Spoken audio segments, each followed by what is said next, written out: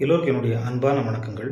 மனித வாழ்வில் தொலைபேசி மற்றும் சமூக வலைத்தளங்களின் பயன்பாடு மிகவும் பிரிக்க முடியாத ஒரு விடயமாக இன்று மாறியிருக்கிறது என்று சொன்னால் அது மிகையாகாது. அப்படி இருக்கும் பொழுது தொலைபேசியில் ஒருவருக்கொருவர் அழைத்து பேசும் பொழுதோ அல்லது தெரியாத நபர்களிடமிருந்து அழைப்புகள் வந்து பேசும் பொழுதோ ஏற்படும் பிரச்சனைகளை விட குறுஞ்செய்தி வழியாக வரக்கூடிய தகவல்கள் சார்ந்த பிரச்சனைகள் மிக மோசமான நிலைக்கு மனிதனை தள்ளுகிறது என்று சொன்னால் அது மிகவும் ஆபத்தான ஒரு விடயமாக நாம் பார்க்கிறோம். சில நேரங்களில் நாம் யதார்த்தமாக பெறக்கூடிய ஒரு குறுஞ்செய்தி, உங்களுக்கு இந்த அதிர்ஷ்டம் விழுந்திருக்கிறது, இந்த தொடர்பு என்று சொல்லக்கூடிய லிங்கை நீங்கள் கிளிக் செய்தால் உங்களுக்கு இந்த மாதிரியான நன்மைகள் நடக்கும் என்று வரக்கூடிய அழைப்புகளில் இருந்து நம்முடைய தகவலை திருடக்கூடிய லிங்க் என்று சொல்லக்கூடிய இணைப்புகள் கூட இன்று குறுஞ்செய்தி வழியாகத்தான் வருகிறது.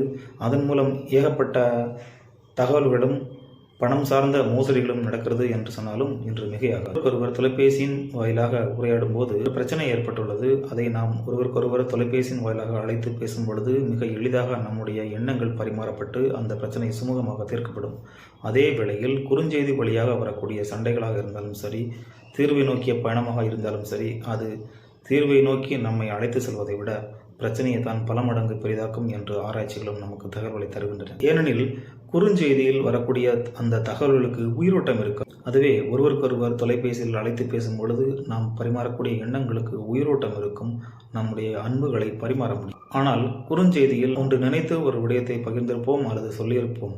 அது எதிராளி வேறு மனநிலையில் இருக்கும் பொழுது உயிரோட்டம் இல்லாத அந்த குறுஞ்செய்தி பெறுபவருக்கு அவருக்கு ஏற்றபடிதான் மனநிலையில் புரிந்து கொள்ள வழிவகுக்குமே தவிர நம்முடைய எண்ணங்கள் அங்கு முழுமையாக சென்றடைந்து அந்த பிரச்சனைகளையோ அந்த தகவல்களையோ 100% முழுமையடைய செய்யாது. எனவே தொலைபேசியில் அழைத்துத்தான் நாம் ஒருவருக்கொருவர் தகவலை பகிர்ந்து கொண்டு அந்த பிரச்சனைகளாக இருந்தாலும் சரி, விடயங்களாக இருந்தும் சரி தீர்த்து கொள்ள வேண்டுமே தவிர குறுஞ்செய்தி வழியாக சண்டையிட்டுக் கொள்வதோ, குறுஞ்செய்தி வழியாக தகவல்களை அனுப்பி அதன் மூலம் நாம் ஒரு பிரச்சனைக்கு தீர்வு காண முடியும் என்று நம்புவது மிக ஒரு மோசமான விடயமாகத்தான் நாம் பார்க்கிறோம்.